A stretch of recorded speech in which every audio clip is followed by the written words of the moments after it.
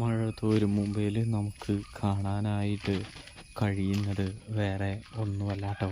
നമ്മുടെ അലീനയ്ക്ക് ഏറ്റവും വലിയ ഒരു സമ്മാനം ബാലചന്ദ്രൻ കൊടുക്കാനായിട്ട് പോവുകയാണ് എന്ന് കാണാനായിട്ട് സാധിക്കും പ്രേക്ഷകരെ, പ്രിയ കൂട്ടുകാരെ. സത്യം പറഞ്ഞാൽ അലീനയ്ക്ക് ആ സമ്മാനം അംഗീകരിക്കാനായിട്ട് കഴിയുന്നില്ല.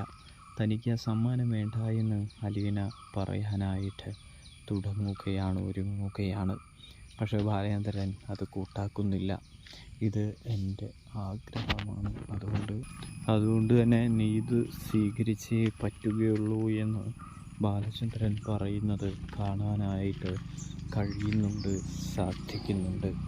ഒടുവിൽ അലീന അത് സ്വീകരിക്കുന്ന കാഴ്ചയും കാണാനായിട്ട് കഴിയും പ്രേക്ഷകരെ, പ്രിയ കൂട്ടുകാരെ.